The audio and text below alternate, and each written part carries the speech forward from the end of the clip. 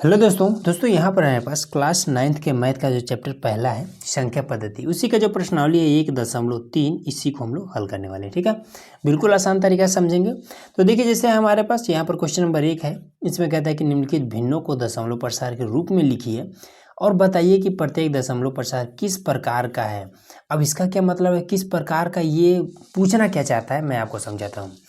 इसमें पूछ रहा है कि पहले इसको दशमलव के रूप में लिखिए और फिर बताइए कि ये शांत है या फिर अशांत है। ठीक है, अशांत को ही अनवसानी अशांत भी कहते हैं। ठीक है, तो इसको कैसे करेंगे, देखिए सबसे पहले चीज़ कि दशमलव के बाद से, जैसे मान लीजिए ये वाला, ठीक है, 100 से जब इसमें आप भाग करेंगे तो ये आपका कुछ इस तरीके से हो जाएगा।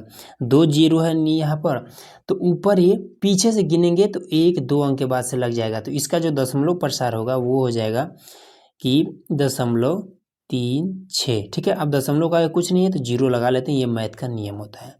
ठीक है, अब इसमें देखिए कि दशमलव के बाद से 2 अंक तक गया, उसके बाद से ये खत्म हो गया। ठीक है, अब आगे कोई भी अंक नहीं है तो ये आपका शांत हो जाएगा।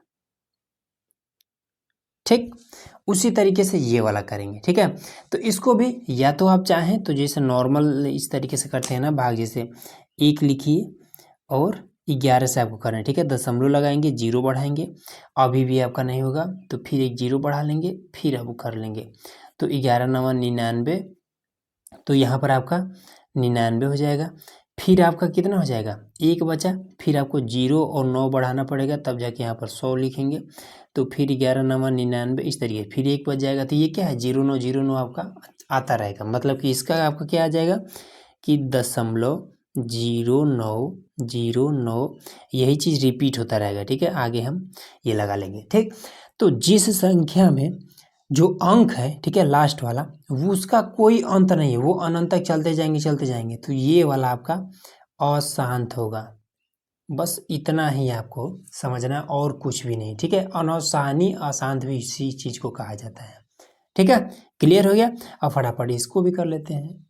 तो चलिए, ये तो आपका शांत हो गया, ये आपका अनवसानी हो गया। ठीक, अब इसको कर लेते हैं। तो देखिए सिंपल, इसमें 8 चौक 32 1 33। ठीक है, तो 33 बटे में आपका 8, नीचे वाला यही रहता है। ठीक है, बस इसको इसके साथ गुणा करके इसको जोड़ देते हैं, ये वाला नीचे वाला आपका ये ऐसे ही रह जाता है। ठीक है, तो 8 चौका 32, 4 बार में दशमलव लगा लेंगे, बचा है आपका 1, तो 10 हो जाएगा, तो 8 एक नाम 8 बचेगा 2, तो 8 दूना 16, फिर बचा है 4, 8 बचे 40। ठीक है, तो ये हमने डायरेक्ट कर दिया, तो ये भी क्या है, दशमलव के बाद से 3 अंक तक गया, उसके बाद से खत्म, तो ये भी आपका शांत हो जाएगा। कंप्लीट। अब ये वाला करना है। ठीक है, तो चलिए इसको भी कर देते हैं फटाफट।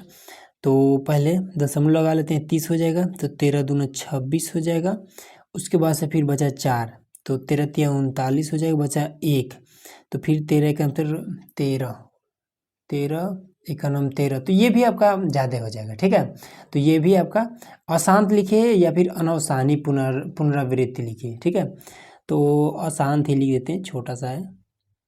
ठीक, दोनों एक ही चीज़ है।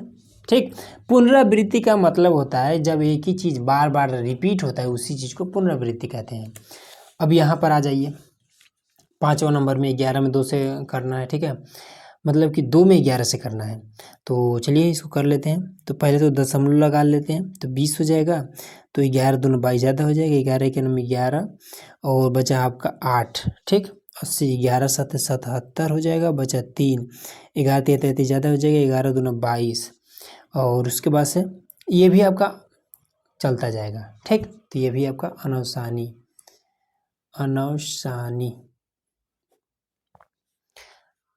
ये भी आपका हो जाएगा। ठीक, अब इसमें क्या करना है, तो 400 से भाग करने से बेहतर है कि आप इसको इस तरीके से कर दीजिए, 3 2 9 करिए, तोड़ दीजिए, 4 गुणे 100, 4 गुणे 100 कितना, 400 हो जाएगा, 4 से इसमें भाग कर दीजिए।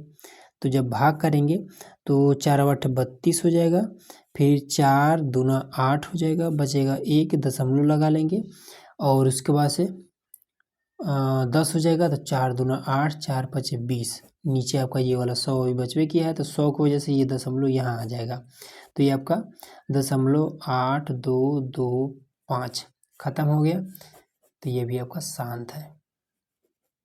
सिंपल ही। अब आ जाइए यहाँ पर दूसरा नंबर क्वेश्चन, इसमें कहता है कि आप जानते हैं कि 1/7, ठीक है, इसको 7 से जब 1 में भाग करेंगे तो इतना ये आएगा, ठीक है।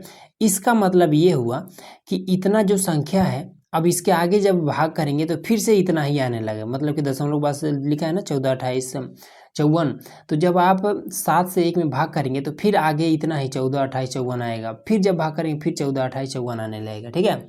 तो इसका मतलब यही होता है, जब कोई भी चीज़ एकदम से रिपीट कर रहा होता है तो उसको हम क्या करते हैं, इस तरीके से बार चढ़ाते हैं। जैसे कि मान लीजिए कि 0.66666, इसमें क्या है, 6 आपका अनंत तक रिपीट करते जा रहा है, तो इसी चीज़ को हम ऐसे भी लिख सकते हैं कि 0.6 और बार लगा दिए ऐसे, ठीक। तो वही चीज़ है। तो कह रहा है कि वास्तव में लंबा भाग दिए बिना क्या आप बता सकते हैं कि 2/7, 3/7, 4/7, इस तरीके से इन सभी का दशमलव प्रसार क्या होगा, ठीक है। कह रहा है कि भाग नहीं करना है, डायरेक्ट आप बताइए कि 2/7 का मान कितना होगा, इसका मान और इसका मान कितना होगा, ठीक। तो कैसे करेंगे, देखिए बिल्कुल आसान है। पहले तो लिखा है कि 1/7 का जो मान है वो है आपका 0.1428 और 54, ये इतना है, ठीक। अब सिंपल आपको क्या करना है कि 2/7 को बताना है, तो सिंपल इस तरीके से कर दीजिए कि 2/7 लिखिए, बराबर में आपको करना क्या होगा कि इसमें 2 का बताना है तो 2 गुणे में 1/7 कर दीजिए, सिंपल इसका आंसर आ जाएगा, ठीक है। क्यों, क्योंकि देखिए यहाँ पर 2 लिखा है, ठीक है, 2/7 का हमें बताना है। अब 2/7 को हम ऐसे भी तो लिख सकते हैं, जैसे कि 2/7 ऐसे लिखिए, या फिर आप 2 गुणे 1/7 ऐसे लिखिए। गुणा करेंगे तो फिर इतना ही तो आएगा, तो बस सेम वही चीज़ तो है, यहाँ पर हमने यही चीज़ तो किया है। अब 1/7 का मान हमें ये वाला पता है, बस मान रख दीजिए, आंसर आ जाएगा, ठीक है। तो यहाँ पर 2 गुणे 0.142854 और इसका गुणा कर देंगे, तो गुणा पीछे से करेंगे तो 2 चौका 8 हो जाएगा, फिर 2 पचे 10 का 0 हो जाएगा, यहाँ से लेकर 2 8 16, 1 17 हो जाएगा, फिर 2 दूना 4 है, 1 5 हो जाएगा, फिर 2 चौका 8 हो जाएगा, फिर 2 एक 2 हो जाएगा, दशमलव लगा के 0 बढ़ा लेंगे, ये इसका आंसर हो जाएगा। आया समझ में। अब 3/7 तो ये भी आसान है, 3/7 तो 3 गुणे 1/7 और 1/7 का मान हमें मालूम है, तो गुणे में 0.142854 बराबर में हो जाएगा 3 चौके 12 का 2, 3 पचे 15, 1 16 का 6, 3 8 24 और 1 25 का 5, हासिल 2 बचा है, 3 दूना 6, 2 8, 3 चौका 12 का 2, 3 कम 3, 1 4, दशमलव लगा लेंगे 0, ये कहानी ख़त्म, ठीक है। उसके बाद से 4/7, तो इसका भी 4 लिखिए, 1/7 लिखिए, बराबर में आप 4 गुणे 0.142854, तो इसको भी 4 चौका 16 का 6 हो जाएगा, फिर 4 पचे 20, 21 का 1 हो जाएगा, 4 बटे 32, 1 33 का 3 हो जाएगा, 4 दूना 8 और 3 11, हमने कुछ यहाँ पर 21 आया था ना, तो 4 बटे 32, हासिल 2 बचा था, ठीक है, 34 का 4 हो जाएगा। हाँ, अब यहाँ पर 3 हासिल बचा है, तो 4 दूना 8 और 3 11 का 1, फिर 4 चौका 16, 1 17 का 7, 4 एक 4, 1 5, दशमलव के 0 बढ़ा लेंगे और ये इसका आंसर हो जाएगा, ठीक है। इसी तरीके से जो 2 और बचा है, 5/7 ऐसा ही होगा और 6/7 ऐसे ही होगा, ठीक है। तो यहाँ पर आपका सिंपल आपको 5 लिखना है, गुणे में 1/7 का मान रखना है, आंसर आ जाएगा, 6 रखना है, 1/7 आंसर आ जाएगा, ठीक। तो इसका आप स्वयं कर लीजिएगा। अगला हम बताते हैं, ठीक है। यहाँ पर हमारे पास क्वेश्चन नंबर है तीसरा, कह रहा है कि निम्नलिखित को P/Q के रूप में व्यक्त कीजिए, जहाँ P तथा Q एक पूर्णांक है तथा Q नॉट इक्वल टू 0 है, मतलब कि Q के जगह पे 0, मतलब Q की वैल्यू 0 नहीं हो सकती है, ठीक है, इसका मतलब होता है। अब इसका क्या मतलब है, P/Q मतलब कि इसको हमें भिन्न के रूप में बताना है। ये वाला जो दशमलव वाला है, ठीक है, इस पर बार लगा हुआ है, तो बार हमने बता दिया कि ये क्यों लगा हुआ है, इसका मतलब है कि ये वाला क्या है 6 अनंत तक रिपीट हो रहा है, यहाँ पर 7 पर लगा हुआ है तो 7 अनंत तक रिपीट हो रहा है, यहाँ पर तीनों संख्या अनंत तक रिपीट हो रहा है। तो इसको हमें क्या करना है कि भिन्न के रूप में, बटे के रूप में करना है। ठीक, तो कैसे करेंगे, आइए इसको करते हैं। बहुत आसान है, ज़्यादा कुछ नहीं है इसका। देखिए ट्रिक भी होता है और कॉन्सेप्ट भी होता है। ठीक है, तो हम लोग कॉन्सेप्ट समझेंगे। तो देखिए कि 0.6 को हमें करना है। ठीक, तो सबसे पहले इसको हमें मानना पड़ेगा। ठीक है, तो इस तरीके से हम मान लेंगे। तो मान लेंगे कि ये वाला x बराबर में 0.666, जितना मन करे उतना 6 लगा सकते हैं, कोनो दिक्कत नहीं है। ठीक है, ये है। तो इसको हम मान लेंगे समीकरण 1। अब क्या करेंगे कि जितने अंक पर ये बार लगा हुआ है, ठीक है, एक अंक पर बार लगा है तो 10 से गुणा करेंगे दोनों तरफ। 2 अंक पर बार लगा हुआ है तो 100 से करेंगे। 3 अंक पर लगा है तो 1000 से करेंगे। ठीक, तो चलिए एक अंक पर है तो 10 से, तो लिख देंगे 10 से दोनों तरफ गुणा करने पर।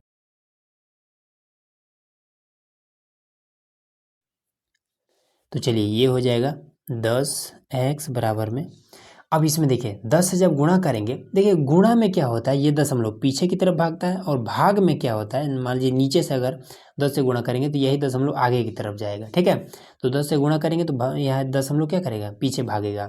तो ये आपका 6.666, जितना मन करे उतना 6 लगा सकते हैं क्योंकि 6 अनंत है। इसी को मान लेंगे समीकरण 2। अब क्या करेंगे कि समीकरण 2 में से समीकरण 1 को घटा दीजिए, सिंपल आंसर आ जाएगा। तो कर देते हैं।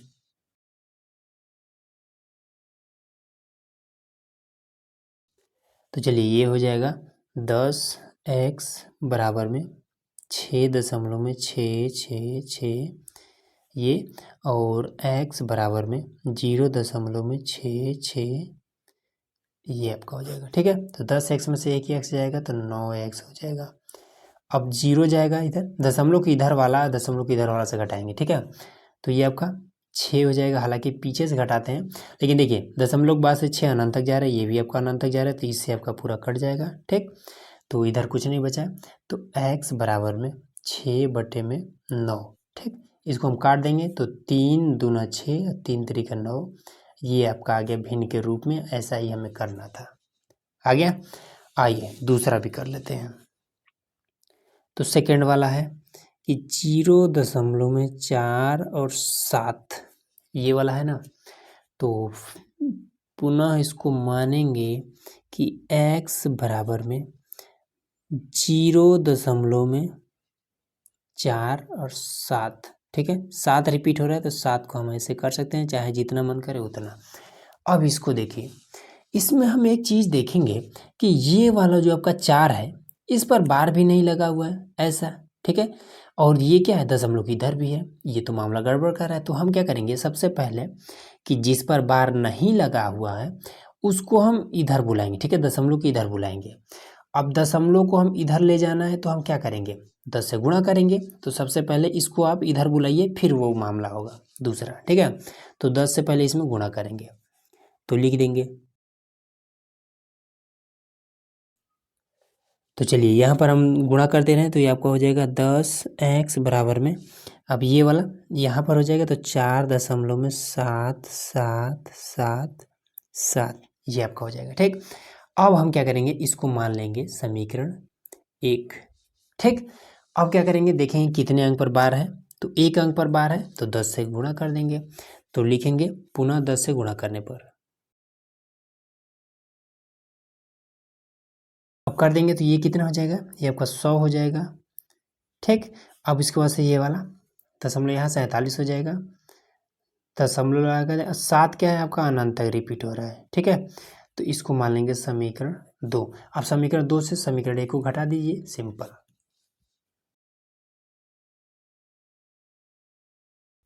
तो चलिए यहाँ पर कर देते हैं, तो यहाँ पर आपको हो जाएगा 100x बराबर में 47.777 ये आपका हो गया। और पहला समीकरण का है 10x बराबर में 4.777 ये आपका हो जाएगा। ठीक, अब इसको घटा देते हैं, तो 100x में से 10x जाएगा तो 90x बचेगा। फिर इसको घटा देंगे तो आपको कितना हो जाएगा, 43 दशमलव में। अब देखिए दशमलव के बाद से ये भी अनंत तक जा रहा है, ये भी अनंत तक, इससे आपका ये कट जाएगा, दशमलव का मामला ही नहीं रहा है। तो ये आपका 43/90 ये आपका आंसर आ जाएगा। ठीक है, क्लियर हो गया। अब यहाँ पर आपका बचा है ये वाला थर्ड नंबर, तो चलिए थर्ड नंबर भी यहीं पर कर देते हैं। ठीक है, ये भी और आसान ही है। तो यहाँ पर आपका हल कर देते हैं। तो सबसे पहले लिखेंगे कि माना x बराबर में 0.001। अब इसमें आप देखिए तो तीनों पर बार लगा हुआ है। ठीक है, तो इसमें कोनो दिक्कतें नहीं है। 0.1 जितना मन करे उतना आप लिख सकते हैं कि 0.1। ठीक, इस तरीके से समीकरण 1। ठीक, अब इसमें क्या करेंगे, अगला स्टेप 3 अंक पर बार लगा हुआ है, तो 3 अंक पर बार लगा मतलब कि 1000 से दोनों तरफ गुणा करेंगे। ठीक, तो लिख देंगे। तो चलिए 1000 से कर देते हैं। तो 1000 यक्स बराबर में आपका इधर 1000 से करेंगे तो ये वाला उठ के कहाँ चला जाए, गुणा कर रहे हैं ना, तो यहाँ पर चला आएगा। तो 001.001 ठीक है, 3 0 हो गया। तो हाँ, तो इस तरीके से हम कर सकते हैं। ठीक है, जितना मन करे दशमलव के बाद से 001 हम बढ़ा सकते हैं। समीकरण 2। अब समीकरण 2 से समीकरण 1 को घटा देंगे, तो यहाँ पर लिख देते हैं।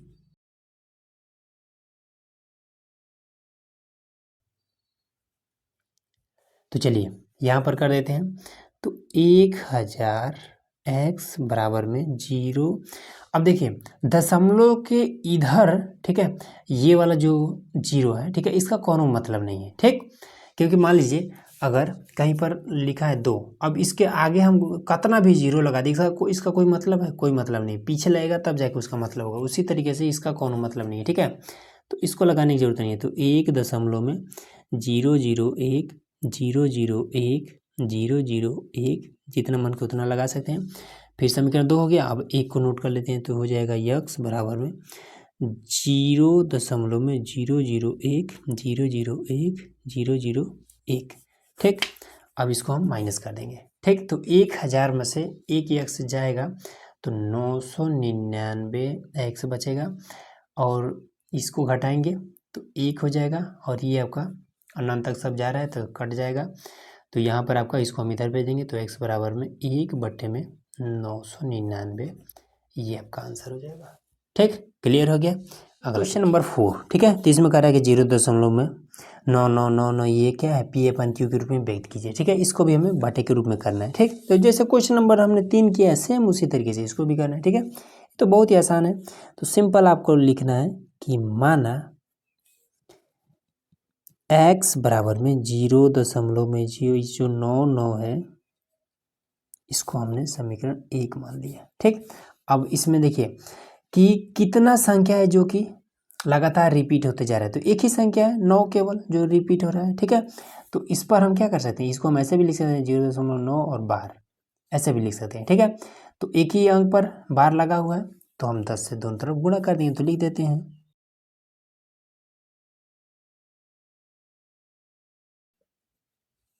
तो चलिए यहाँ पर हो जाएगा 10x बराबर में एक अंक के बाद ये चला जाएगा, क्योंकि गुणा हो रहा है तो पीछे भागेगा। तो 9.99 इस तरीके से समीकरण 2 हो जाएगा। ठीक है, अब समीकरण 2 से इसको हम घटा देंगे, तो लिख देंगे।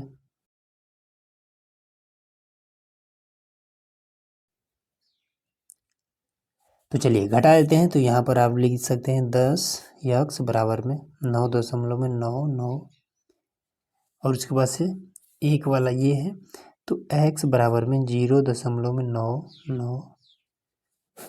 अब इसको घटा देंगे तो 9x बराबर में 0 घटेगा तो 9 हो जाएगा, इससे आपका ये ख़त्म हो जाएगा। तो x बराबर में आपका हो जाएगा 9, ये गुणा कर इधर जाएगा, भाग करने लगेगा तो 9, तो मतलब कि 1। ये सिंपल आपका आंसर। देखिए यहाँ पर हमारा जो क्वेश्चन नंबर है 5वां कि 1/17 के दशमलव प्रसार में अंकों की पुनरावृत्ति खंड में अंकों की अधिकतम संख्या क्या हो सकती है। ठीक है, इसका मतलब ये हुआ कि 17 से जब 1 में हम भाग करेंगे तो कितने अंक तक, ठीक है, जो उसका भागफल आएगा, तो कितने अंक के बाद से वो उसका भागफल फिर से रिपीट होने लगेगा। ठीक है, मतलब कि सपोज करिए कि जैसे कि कोई कोई संख्या ऐसे होता है कि मान लीजिए कि किसी संख्या से मान लीजिए आपने भाग किया, मान लीजिए 2 से आपने भाग किया कि 1 में मान लीजिए भाग किया, ठीक है, मान लीजिए। अब इसमें क्या हुआ कि दशमलव लगाकर करके और 0 2 5 इतना आया, ठीक। अब इसके बाद से फिर यही वाला चीज़ आने लगा 0 2 5 इस तरीके से, ठीक है। फिर आपने माना तो फिर आगे जब फिर आप भाग किए तो 0 2 5, तो इसमें हम क्या कहेंगे कि 1 2 3 3 अंक के बाद से इसकी जो भागफल है, ठीक है, जो संख्या है वो पुनरावृत्ति होने लग रही है, ठीक है। मतलब कि 3 अंक के बाद से संख्याएं रिपीट होने लग रही है। इसी तरीके से इसमें बताना है कि 17 से जब आप 1 में भाग करेंगे तो उसका जो भागफल आएगा वो कितने अंक के बाद से फिर से रिपीट होने लगेगा, ठीक है। तो देखिए इसको हमने ऑलरेडी यहाँ पर भाग कर रखा है, ठीक है। देखिए 17 से हमने 1 में किया है तो पहले हमने दशमलव लगा करके 1 0 बढ़ाया है, तो ये 10 से हो रहा था, तो 0 लगा करके फिर से हमने 1 0 बढ़ाया है, ठीक है। उसके बाद से ये हमने किया है, ठीक। तो 100 हुआ है तो 17 × 5 = 85 किया है, उसके बाद से घटाया है तो 15 बचा है, तो ऊपर से दशमलव लगाया तो 0 हमने कर लिया, उसके बाद से ये वाला हमने किया, ठीक। तो इस तरीके से हमने इतना लंबा हमने यहाँ पर देखिए इतना सारा हमने किया है, तब जाके लास्ट में हमें 1 मिला है, ठीक है। अब 1 मिला है मतलब कि फिर से हमें क्या करना पड़ेगा, यहाँ शुरू में भी हमारा 1 था तो हमने क्या किया था, ये सारा चीज़ हमने प्रोसेस किया था, तब जाके हम 100 किए थे। इसी तरीके से जब लास्ट में फिर से जब 1 आ जाए, ठीक, तो फिर सारा वही प्रोसेस करना पड़ेगा। तो 1 हमारा कितने बार के बाद आया है, तो यहाँ पर अगर गिनेंगे तो ये टोटल हमारा 16 है, ठीक है। 16 अंक के बाद से ये जो अंक है ये फिर से रिपीट होने लगेगा, ठीक है। अब वही चीज़ इसमें कह रहा था, इसमें कह रहा है ना कि अंकों की पुनरावृत्ति खंड में अंकों की अधिकतम संख्या क्या होगी, तो यही वाला अंक पूछ रहा था, ठीक है। तो इसकी अधिकतम संख्या 16 है। 16 बार जब आप भाग करेंगे तो ये संख्याएं फिर से रिपीट होने लगेंगी। उम्मीद है समझ में। देखिए यहाँ पर हमारा क्वेश्चन नंबर 6 है, इसमें कहता है कि P/Q के रूप में परमेय संख्याओं के अनेक उदाहरण लीजिए जहाँ P तथा Q एक पूर्णांक है जिसके एक के अतिरिक्त कोई भी उभयनिष्ठ गुणनखंड नहीं है, ठीक है। मैं आपको क्वेश्चन को डिटेल में समझाता हूँ। देखिए परमेय संख्या, तो देखिए परमेय संख्या का मतलब ये होता है, देखिए परमेय संख्या पहचानने के कई नियम होते हैं, देखिए जिसमें से यहाँ पर जो नियम जरूरत है वो मैं आपको बताता हूँ। जैसे मान लीजिए कोई संख्या है कि 2/3, ठीक, इसको अगर आप भाग करेंगे तो आपका आएगा 0.666, इस तरीके से ये आपका आता जाएगा, ठीक। तो जब एक ही संख्या अनंत तक आए तो ये आपका परमेय होता है, ठीक है। दूसरा कंडीशन होता है कि अगर कोई संख्या है, ठीक है, बटे में ही है और उसको अगर भाग करते हैं तो 0 दशमलव में ये आपका 2 आया, 3 आया, 5 आया, 2 आया, 1 आया, इस तरीके से अनंत तक चला जा रहा है, तो इसमें एक ही संख्या तो रिपीट हो नहीं रहा है, ठीक है। या फिर ऐसा भी नहीं है कि 2-4 संख्या रिपीट हो रहा है, ये अलग अलग संख्या अनंत तक आते जा रहा है, तो ये आपका क्या है, अपरमेय होता है, ठीक है। उसी तरीके से और यहाँ पर एक चीज़ और कह रहा है, तो परमेय संख्या समझ में आ गया। दूसरा चीज़ इसमें कह रहा है कि P तथा Q एक पूर्णांक है। पूर्णांक का मतलब होता है कोई संख्या, ठीक है, जैसे 2 4 6 8 10 ये सभी क्या है, पूर्णांक होते हैं, ठीक। तो P और Q के स्थान पर कोई संख्या हमें लेना है, ठीक है। उसके बाद से कह रहा है कि जिसके एक के अतिरिक्त कोई भी गुणनखंड नहीं है। अब ऐसा हमें लेना है कि जिसका गुणनखंड मतलब कि उभयनिष्ठ गुणनखंड का मतलब कि HCF उसका एक है, ठीक। अब ऐसे समझिए HCF इसका एक है, इसका क्या मतलब है, तो देखिए 2 है 3 है, ठीक है। तो 2 का आप गुणनखंड कीजिए ऐसे, तो 2 एकनम 2, ठीक, कहानी खत्म। 3 का कीजिए तो 3 एकनम 3। अब इसका HCF कितना होगा, तो एक इसमें भी मिल रहा है, एक इसमें भी मिल रहा है, तो इसका HCF आपका हो जाएगा 1। तो ये क्या है, यही वाला 2/3 का जो ये जो 2/3 है यही एक उभयनिष्ठ गुणनखंड है जिसका HCF 1 है, ठीक है। तो चीज़ें समझ में आ गए। अब आइए इसी तरीके का इसमें अनेक उदाहरण लेना है, तो चलिए हल में हम कर लेते हैं। तो पहला तो आपका यही वाला हो जाएगा कि 2/3, ठीक, इसका HCF आपका कितना आ जाएगा, 1 आएगा। उसके बाद से और उदाहरण लेना है, तो देखिए सिंपल है कि इसमें और आप क्या ले सकते हैं कि 7/में में आपका 2 भी हो जाएगा, ठीक है। ये भी आपका परमेय होगा क्योंकि इसको जब आप क्या करेंगे, भाग करेंगे तो कितना हो जाएगा, 4 दूना 8 मतलब कि 3.5 इतना ही आएगा, ठीक है। तो ये दशमलव के बाद से ये आगे तक तो जा नहीं रहा है, तो ये आपका परमेय संख्या है। ठीक, और इसका भी HCF 1 आएगा, इसमें भी आपका HCF 1 मिल जाएगा, तो ये भी हो गया। और इसमें कुछ लेना है, और इसमें 5 बटे में आप 7 ले लीजिए। ठीक है, कि और भाग करके देख लीजिएगा कि इसमें हो रहा है कि नहीं हो रहा है। ठीक है, जब आप भाग करेंगे तो दशमलव आकर के पीछे आपका कितना हो जाएगा, इसमें आपका 50 हो जाएगा, तो 7 सत्ते 49 बच्चा 1, 7 एकनम 7 बचा आपका 3 और 7 चौका 28। देखिए 5/7 ये वाला आपका अपरमेय होगा। ठीक है, ये वाला नहीं होगा। हमें क्या चाहिए, हमें परमेय संख्या चाहिए, तो ये वाला नहीं होगा। ठीक, अब देखिए सबसे आसान तरीका बताता हूँ आपको चुनने के लिए। ऊपर आप कुछ रख दीजिए। ठीक है, मान लीजिए हमने 5 रख दिए। ठीक है, 15 हमने रख दिया। अब नीचे आप क्या कर सकते हैं, नीचे आप 8 कर दीजिए। ठीक, मतलब कि नीचे वाली संख्याओं का गुणनखंड कीजिए और देखिए कि उसमें केवल 5 और 2 के अलावा और कुछ ना है। तो देखिए 8 का अगर आप इस तरीके से गुणनखंड करेंगे इस तरीके से, तो 2 चौका 8, 2 दूना 4, 2 एकम 2, देखिए 2 के अलावा कुछ नहीं आ रहा है। तो ये 8 क्या है करेगा, ये कहीं ना कहीं जा करके काट जरूर देगा। ठीक है, तो इसलिए ये आपका परमेय हो जाएगा। इसी तरीके से ऊपर कुछ मान लीजिए 13 ले लीजिए और नीचे आप कितना ले, नीचे आप 25 ले लीजिए। ये आप भाग करके देख लीजिए, कहीं ना कहीं जा करके काट जरूर देगा। ठीक है, क्योंकि इसमें क्या है रहा है, इसके गुणनखंड में केवल 5 आएगा, इसके गुणनखंड में केवल 2 आएगा। ठीक है, तो 2 और 5 के अलावा जिसके गुणनखंड में कुछ ना आए वो आपका क्या कर सकते हो, ऊपर वाले अंश को विभाजित कर देगा, एकदम से कन्फर्म है। ठीक है, तो इस तरीके से आप कुछ ले सकते हैं। तो और इसमें आप क्या ले लेंगे, मान लीजिए ऊपर कर दीजिए 7, नीचे कर दीजिए आप 10। इसमें देखिए क्या क्या मिलेगा, इसमें 2 भी मिल जाएगा, 5 भी मिल जाएगा, तो ये आपका क्या करे, इसको विभाजित कर देगा। बस सिंपल इसी तरीके से आपको करना है। तो जितना मन करे उतना आप उदाहरण ले सकते हैं, कोई दिक्कत नहीं है। अब आइए क्वेश्चन नंबर है 7वां। कह रहा है कि ऐसे 3 संख्या लिखे जिसके दशमलव प्रसार अनवसानी हो। अनवसानी का मतलब होता है क्या, अशांत। ठीक है, अशांत का मतलब क्या होता है कि अपरमेय संख्या। ठीक है, सिंपल ऐसे समझिए, जिसका दशमलव प्रसार अनवसानी, अपरमेय समझिए। ठीक, अब देखिए अपरमेय संख्या कौन कौन हो सकता है। ठीक है, तो देखिए पहला हम ले रहे हैं रैंडमली, कुछ भी आप ले सकते हैं, कोई दिक्कत नहीं है। ठीक है, तो फर्स्ट नंबर हम ले सकते हैं कि 0 में 2, 5, 0, 1, 2, 3, इस तरीके से हम पहला हमने ले लिया। ठीक, अब इसका क्या मतलब है, तो देखिए जिन संख्या मतलब कि जो संख्या ठीक दशमलव के बाद से अनंत तक चलती जाए और रिपीट ना हो, वो आपका क्या आ जाएगा, अनवसानी हो जाएगा। और ये भी आपका हो जाएगा दूसरा नंबर में, जैसे मान लीजिए कि 0.666, ये आपका अनंत तक चलता जाएगा, तो ये भी आपका अनवसानी हो जाएगा। ठीक, तीसरा में आप ले सकते हैं इसी तरीके से रैंडमली कुछ भी ले सकते हैं, कोनो दिक्कत नहीं। ठीक है, 2, 5 ले लीजिए दशमलव लगा करके, और 2, 4, 3, 2, 1, इस तरीके से ये भी आपका हो जाएगा। सिंपल आपका आंसर हो जाएगा। ठीक है, इस तरीके से करना है।